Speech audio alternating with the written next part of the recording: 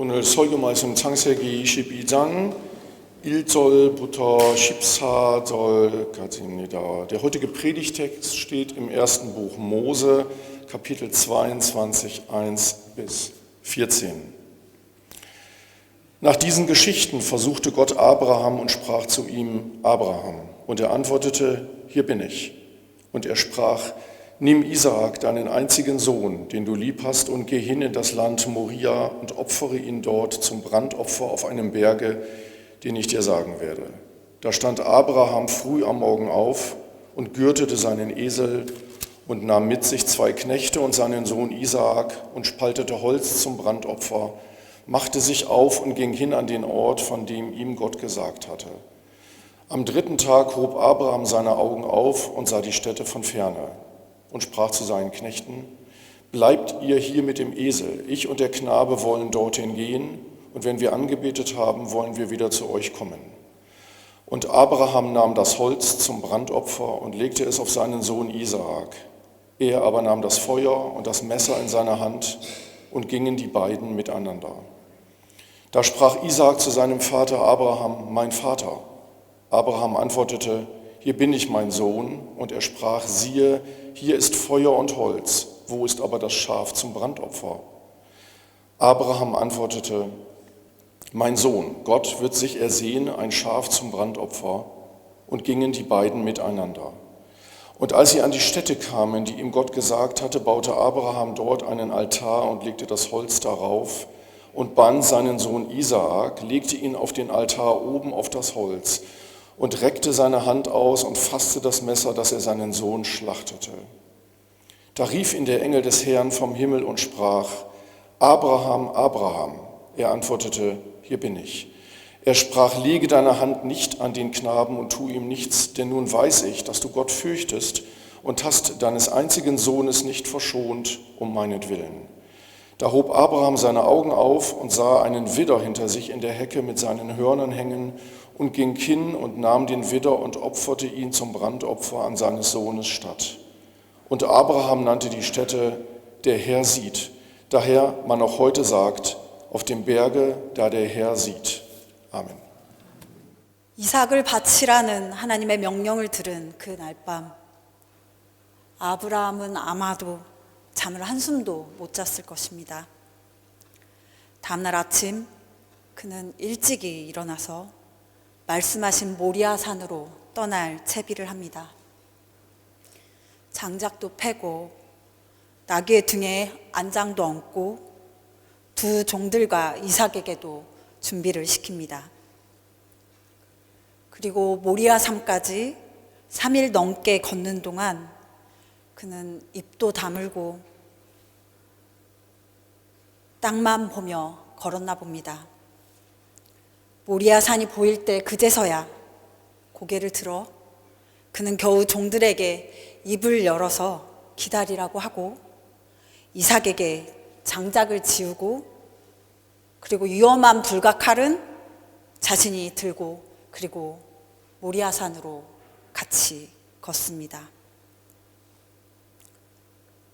보다 못한 이삭이 침묵을 깨트리고 아버지, 번제로 바칠 어린 양은 어디 있나요? 하고 묻습니다. 아브라함은 차마 솔직히 말하지 못하고 하나님이 손수 마련해 주실 것이다 라고 말합니다. 믿음의 조상이라고 불리우고 순종의 사람이었던 그는 하나님의 명령을 대꾸도 없이 실행합니다. 하지만 이삭이 그에게 어떤 존재입니까? 그의 나이 100세에 겨우 얻은 귀한 아들이지요. 먼저 낳은 아들 이스마엘이 있었지만 사라의 요구로 먹을거리 얼마 물 한 가죽 부대로 쫓아내버렸습니다. 3절에서 보면 아브라함이 외아들 이삭을 얼마나 사랑했을지, 얼마나 귀히 여겼을지 이미 하나님이 가장 잘 알고 계십니다. 너의 사랑하는 외아들 이삭이라고 딱 찍어서 그렇게 말씀하시니까요.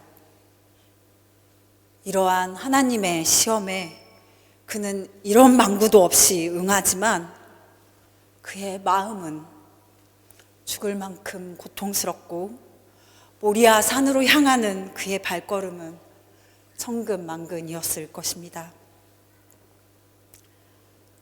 예수님의 고난을 기억하는 사순절 5째 주일인 오늘 여러분과 함께 아브라함이 이삭을 희생 제물로 바치려고 했던 이야기를 함께 나누고 있습니다. 다들 이 이야기를 이미 다 잘 알고 계시죠? 그래서 새롭게 다시 읽어볼 수 있도록 그림을 한 장 가져왔습니다. 목회자를 포함해서 우리 그리스도인들은 성경 말씀을 너무 거룩하게 여긴 나머지 질문하려고 하지 않습니다. 그리고 사실 고백하건대 질문을 성스럽지 못하고 믿음이 없으며 하나님의 권위를 무너뜨린다고 우격다짐하는 저희 목회자들의 잘못이 구할입니다. 그에 반해 예술가들은 끝없는 질문과 고민을 통해 작품을 완성합니다. 우리 교회에 많이 계신 음악가 분들이 아마도 작품을 맞이하면 끊임없이 질문하면서 곡을 만들어 가듯이 말입니다. 제가 그림을 통해 영감을 얻고 하나님의 뜻을 새기는데 도움을 받는 이유입니다. 여러분, 이 그림을 보신 적이 있으신지요? 마르크 샤갈의 이삭의 희생이라는 그림입니다. 유대교 신자는 아니었지만 샤갈은 어렸을 때부터 아버지의 토라, 우리가 알고 있는 모세오경 읽는 소리에 잠을 깨고 이 토라를 히브리어 원문으로 외울 정도의 그런 유대인이었습니다. 그래서 샤갈은 그 모세오경에 나오는 인물들과 이야기를 토대로 그림을 아주 많이 그렸습니다. 이 그림이 전시되어 있는 프랑스 니스의 국립 샤갈 미술관은 원래 그가 그렸던 성서 그림들이 기증되어서 만들어진 곳으로 원래 이름은 국립 마르크 샤갈 성서 미술관입니다. 지금은 이제 샤갈이 죽은 뒤에 샤갈의 다른 작품들이 더 많이 와서 그냥 샤갈 미술관 이렇게 부르지만요. 제 일전에 마인츠에 있는 성 슈테판 교회에서 샤갈이 만든 스테인드 글라스를 본 적이 있습니다. 우리 교회도 이렇게 스테인드 글라스가 있지만 앉아서 이렇게 그 작품을 보면 샤갈의 그 독특한 푸른 색을 햇빛이 통과할 때는 꼭 교회당 안에 하나님이 임재하시는 것 같은 그런 신비로운 느낌이 듭니다. 오늘 이 그림도 그런 스테인드 글라스처럼 빨간색, 파란색, 노란색, 갈색 등으로 우리의 오늘의 본문인 창세기 본문에 등장하는 인물들이 그림의 위, 아래, 옆에 평면적으로 그려져 있습니다. 먼저 그림의 중심 아랫부분에는 아브라함과 아들 이삭이 있습니다. 제가 여러분들하고 같이 보려고 그림을 잠시만요. 네, 이게 이제 아브라함이죠. 그리고 이 밑에가 이삭입니다. 아브라함의 얼굴을 한번 같이 볼까요? 비애와 고통이 가득하고 하나님의 제단 앞에서 아들을 잃게 되는 그 극심한 고통 때문인지 그 아픔 때문인지 입이 벌어져 있고 눈꺼풀은 무겁습니다. 그의 오른손엔 아들을 제물로 바치기 위해 칼을 들고 있지만 왼손엔 아들을 감싸 안고 있습니다. 아들을 붙잡고 있기 위해서라기보다는 어쩔 수 없이 아들을 보내야 하는 애처롭고 안타까움이 묻어난 손짓입니다. 그의 눈에서 눈물방울 같은 게 나오는데 그 눈물은 떨궈지는 게 아니라 이렇게 하늘에 가 닿는 듯합니다. 그런 아브라함의 몸은 온통 붉은색으로 덧칠해져 있습니다. 아직 번제가 시작되기도 전이긴 하지만 만약 그림만 보아서는 번제물인 이삭보다 아들을 번제물로 바치려는 아버지 아브라함이 제단불에 더 뜨겁게 타오르는 것만 같습니다. 그런 그의 눈은 아브라함아, 아브라함아 하고 다급하게 손 내밀어 그를 말리는 천사를 보고 있습니다만, 얼마나 급한지 땅의 경계까지 와닿아 있는 천사를 아브라함은 영문 모를 일처럼 보고 있습니다. 이 그림엔 두 명의 천사가 있는데요, 이렇게 땅과 하늘의 경계에 푸른색으로 색칠해진 천사와 그 뒤에 하늘에 있는 하얀색의 천사가 있지요. 하늘의 천사가 흰색이라면 그 아이에게 손을 대지 말아라, 그 아이에게 아무 일도 하지 말아라 하고 아브라함과 이삭을 구원하는, 그야말로 하나님의 사자는 하늘의 빛이 푸른색 스테인드 글라스를 통해 교회당에 와닿을 때 하나님의 임재를 경험하듯 그렇게 푸른색으로 칠해져 있습니다. 그림의 아랫부분으로 다시 내려와서 장작 위에 누워있는 이삭을 보려고 합니다. 성경 이야기에서는 아브라함이 주인공이고 이삭은 이 이야기에 지극히 수동적으로 출연할 뿐이지만, 이삭의 희생이라는 그림의 제목으로부터도 알 수 있듯이 샤갈은 그림에서 이삭을 좀 더 주체적으로 그려내고 있습니다. 이 이야기가 너무 유명해서인지 이 이야기를 그려낸 화가들이 많이 있습니다. 렘브란트나 카라파초나 이런 사람들이죠. 이런 이들의 작품에서 사실 이삭은 주로 아이로 표현됩니다. 그런데 그것에 비해서 샤갈은 이삭을 이미 장성한 청년으로 그려내고 있습니다. 유대인들은 이 텍스트를 아케다, 22장 9절에 보면 묶는, 이삭을 아브라함이 묶었다고 되어 있는데 그 묶는다는 단어를 써서 아케다, 묶기라고 부르면서 새해마다 이 아케다 속에 이삭의 순종을 배우며 신앙을 다짐한다고 합니다. 자신을 바치려는 아버지에게 저항할 수 있는 충분한 나이였음에도 불구하고 스스로를 장작 더미에 묶어달라고 했다는 것입니다. 그림에서 이삭은 아예 묶여 있지도 않습니다. 그리고 그의 얼굴은 아버지 아브라함과는 대비되게 지극히도 평온합니다. 하나님의 섭리에 자기를 맡긴 존재의 평안함이 녹아들어 있습니다. 그리고 이삭의 시선은 그림을 보고 있는 우리를 향해 있는데 마치 하나님의 뜻을 우리에게 생각해 보라는 듯 어떻게 보면 윙크하고 있는 것 같기도 합니다. 그리고 그런 그의 몸은 밝은 노란색으로 표현되어 있습니다. 이번에 다시 위로 가서 하늘에 이 하얀 천사가 팔을 벌리고 호위하고 있는 듯한, 가리키면서 호위하는 듯한 그림의 오른쪽 등장인물들을 함께 보려고 합니다. 샤갈 스스로는 유대교인도 그렇다고 기독교인도 아니었지만 그는 분명 이삭의 희생 이야기가 예수 그리스도의 십자가 사건과 엮여 있다고 보았고, 그래서 이 그림에 십자가를 지고 가는 예수님을 그렸습니다. 큰 십자가를 끌고 가는 예수님의 무릎은 지친 듯 굽어서 금방이라도 쓰러질 것 같습니다. 그리고 그런 그의 앞에 비통한 여인들이 머리를 조아립니다. 그런 십자가의 행렬 뒤에 율법 책을 옆구리에 낀 정통파 유대인이 서 있습니다.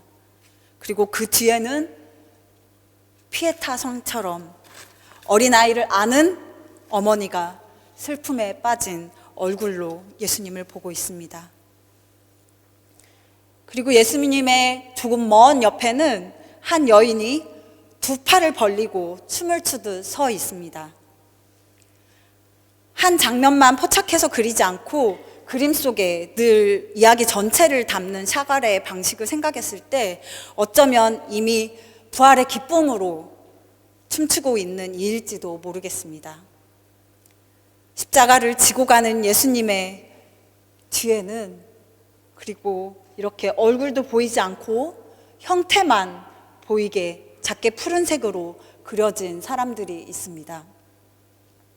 늘 성서 이야기를 동시대적으로 해석하려고 했던 샤갈에게 이삭의 희생은 그리고 예수님의 십자가는 또한 샤갈이 겪었던 홀로코스트의 동족 학살의 기억을 떠올리게 했습니다.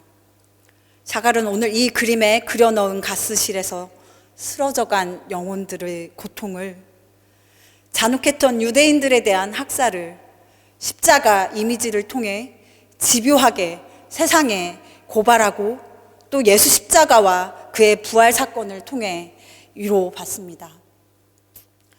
샤갈이 그림을 1960년에서 66년 사이에 그렸거든요. 그런데 독일이 우리가 알고 있기로 이제 독일이 굉장히 많이 그 사건에 대해서 반성하고 그랬었잖아요. 그런데 그랬던 게 훨씬 좀 시간이 지나서 제일 활발하게 반성하기 시작한 시간은 사실은 90년대입니다.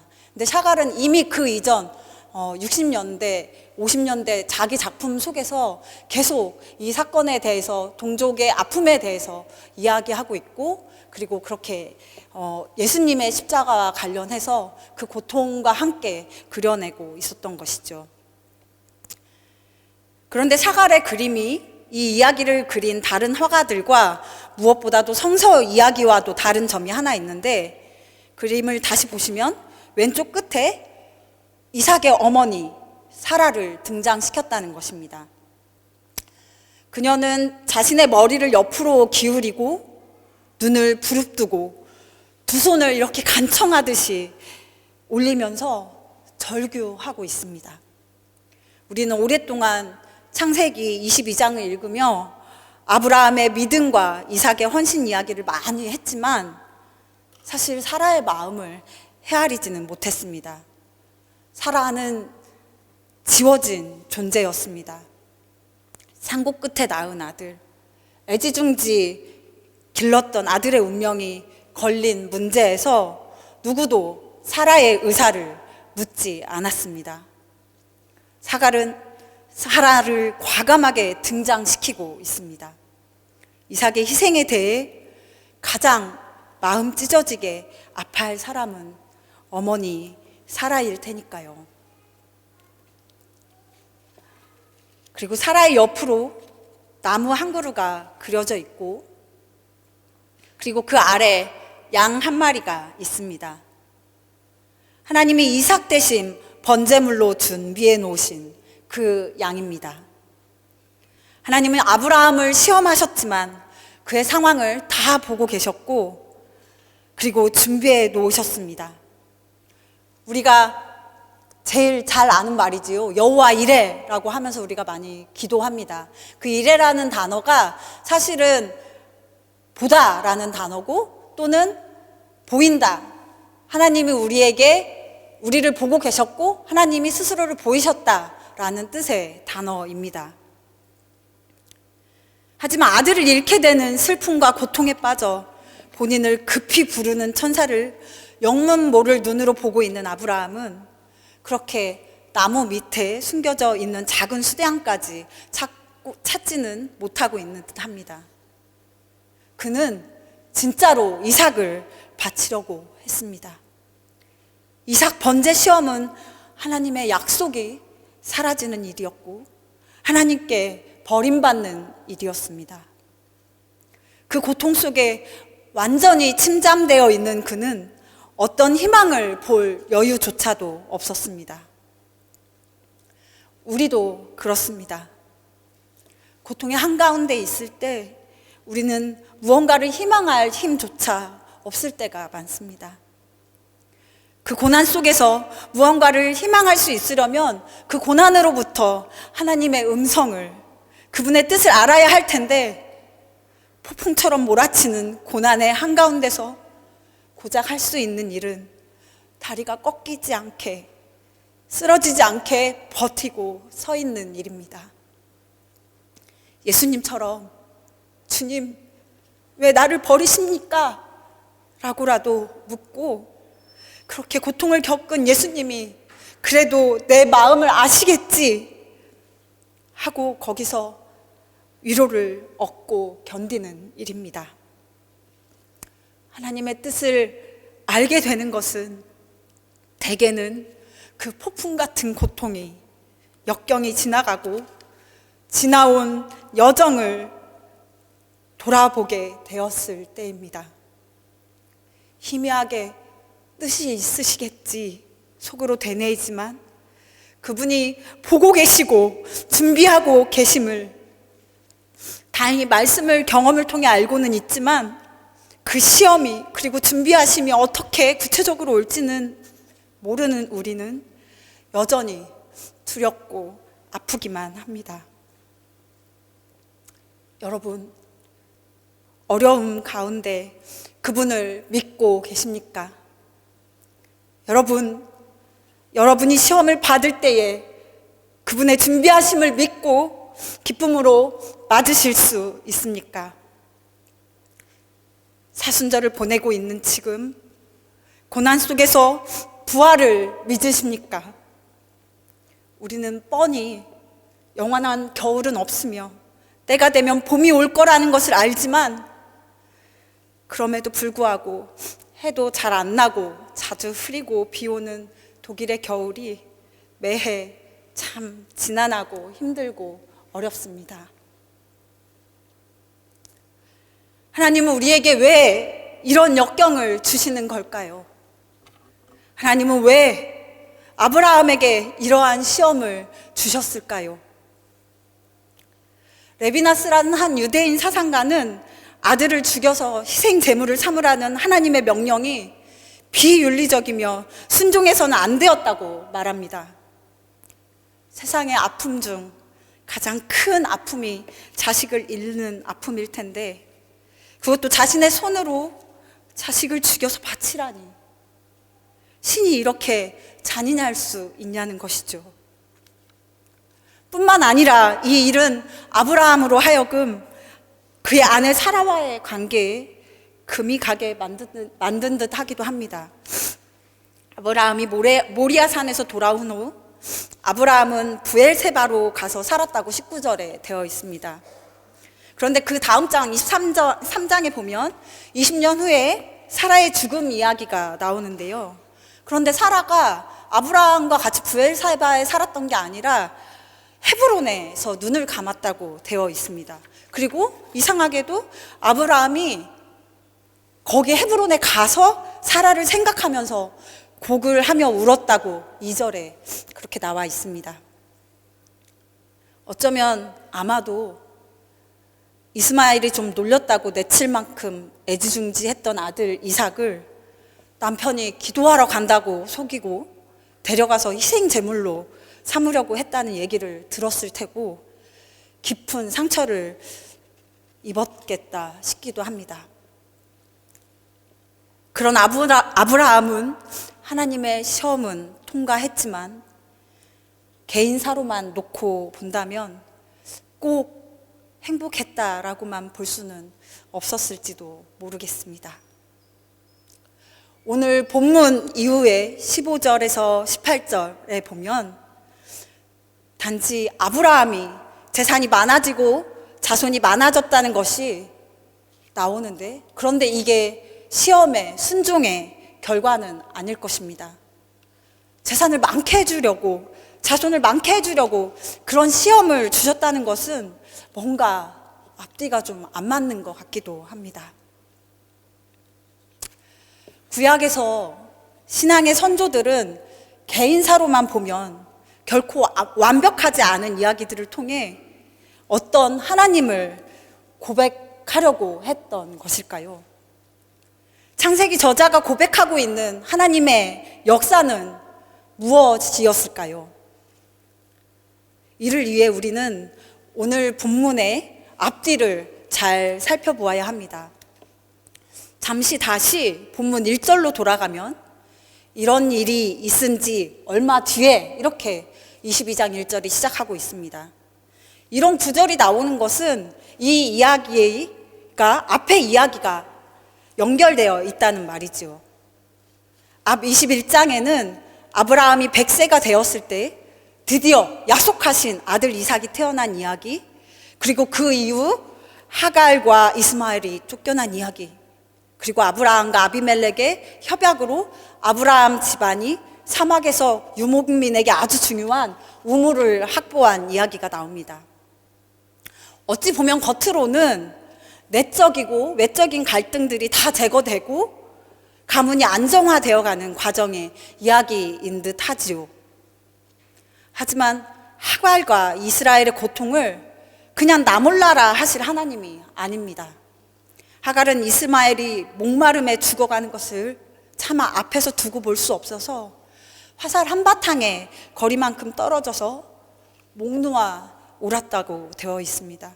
그리고 하나님은 그 울음소리를 들으시고 하갈과 이스마엘을 구원하셨습니다. 하갈에게 샘을 보여주셨습니다.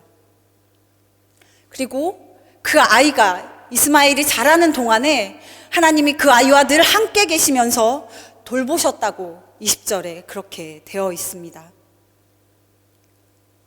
하나님은 아브라함에게 복의 근원이 되게 하겠다고, 세상 모든 민족이 너로 인해 복을 받게 될 거라고 약속하셨는데, 하나님의 그 보편적 구원 경륜은 갈등이 있다고 해서 쫓아내버리는 그런 폭력으로는, 그리고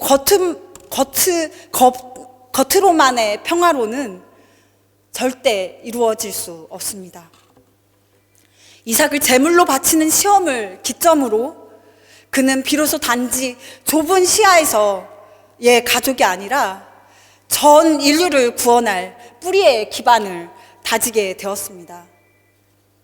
이삭을 바치고 돌아왔을 때, 돌아온 이후에, 그리고 사라가 죽고 난 이후에 아브라함은 다시 결혼을 해서 많은 그 자손을 얻게 됩니다. 그리고 그 자손들이 이방의 자손들이 되었다고 그렇게 성경에는 되어 있습니다. 그리고 창세기 25장 8절에 보면 아브라함이 죽었을 때 그 장례식을 이삭과 이스마엘이 사이좋게 함께 지냈다고 되어 있습니다. 참 평화를 이루었습니다. 이 아케다 사건을 통해 아브라함은 이스마엘까지도 품을 수 있는 마음을 가지게 되었을 것입니다.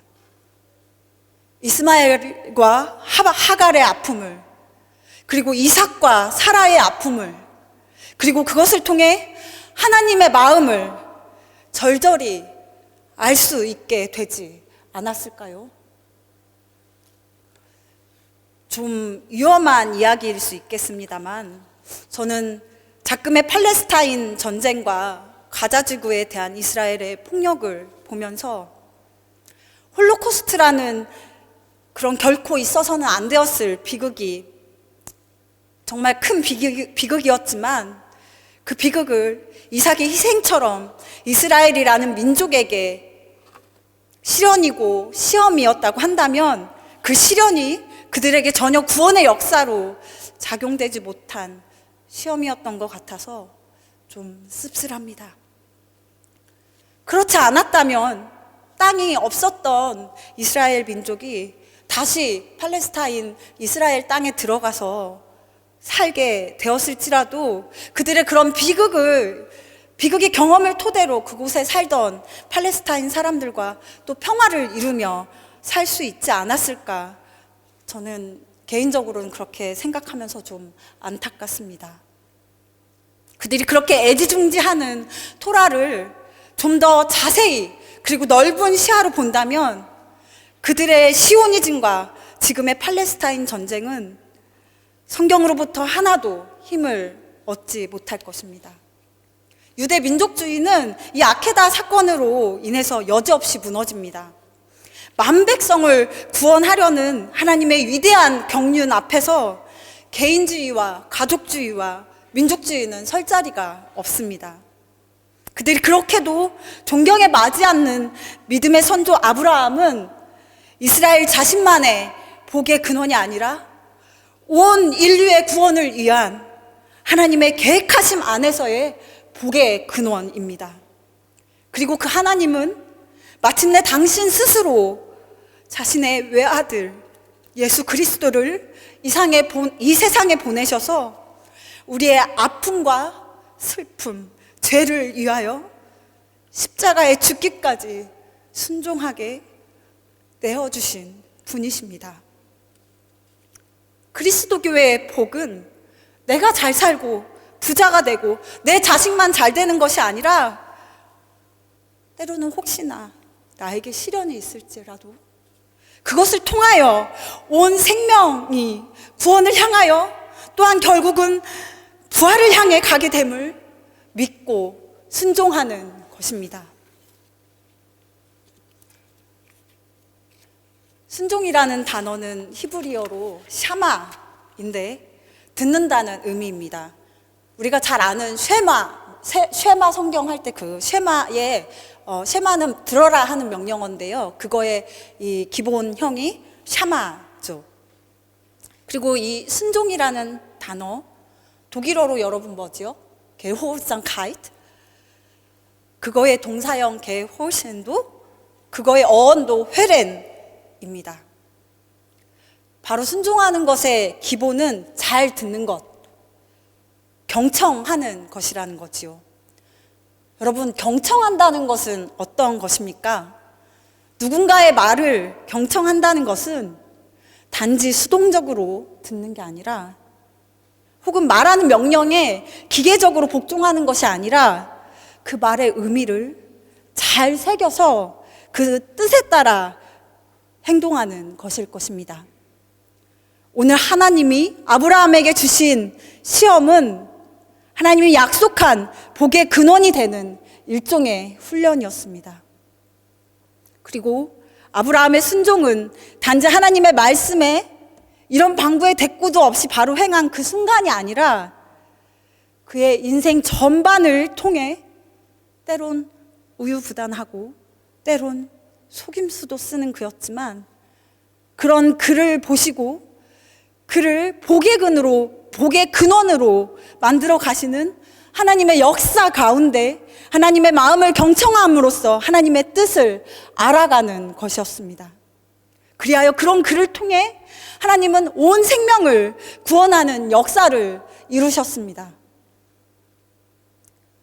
사순절의 깊은 어두움을 통과하고 있습니다. 날이 점점 풀리고 봄 기운이 물씬이지만 아직 부활 이전의 꽃샘추위가 남아 있습니다.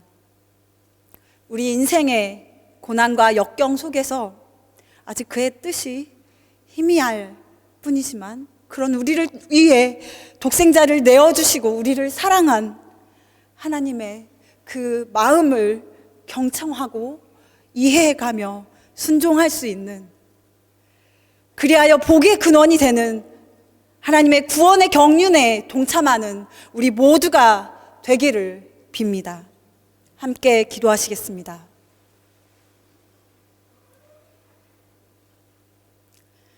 주님, 깊은 겨울의 어둠을 지나 부활의 봄을 앞에 두고 있습니다. 당신은 우리를 위하여 외아들 예수님을 십자가에 희생하시고 그의 부활을 선물해 주셨지만 아직 겨울에 머물러 있는 우리는 아직 춥고 여전히 두려우며 불안 가운데 있을 때가 많이 있습니다. 고난이 닥치면 당신을 온전히 신뢰하지 못하고 전전긍긍하느라 당신의 목소리를 듣지 못하고 목전에 두신 수양도 발견하지 못할 때가 많습니다. 하나님, 그러나 그런 우리의 불완전한 믿음마저 당신은 이미 아시고 보시고 우리의 각자의 모양대로 은혜를 준비해 놓으신 줄 믿습니다. 독생자 아들마저 우리에게 보내신 당신의 사랑 안에 우리가 거할 수 있도록 당신의 준비하심을 미처 깨닫지 못하고 혼자 허둥대며 스스로를 괴롭히는 우리를 지금도 다급히 부르시는 당신의 목소리를 들을 수 있도록 주님, 우리가 깨어있게 하소서. 우리의 귀가 당신을 향하여 열려 있을 수 있게 하옵소서. 당신의 부활을 믿음으로 시험에서 이겨내게 하옵소서. 하나님, 여러 가지 아픔과 어려움으로 고난 가운데 있는 이들을 위해 기도합니다. 고통의 한가운데서 견디고 있을 이들에게 주님께서 천사를 보내주시고 그들의 필요에 따라 응답하여 주소서. 또한 우리가 그 아픔에 공감할 줄 아는 도움의 손길로 당신이 보내는 천사가 되게 해주소서. 인생에 오는 여러 가지 어려움과 힘듦이 단지 우리를 넘어지게 하는 시험으로 끝나지 않고 오히려 구원의 실마리, 복의 근원이 되는 순종의 삶이 되게 해주소서. 하나님, 특별히 세계 곳곳에서 벌어지는 전쟁과 재난, 혐오와 미움의 정치가 속히 멈춰지고 온 생명의 평화와 해방이 이루어지게 하옵소서. 예수님의 이름으로 기도합니다. 아멘.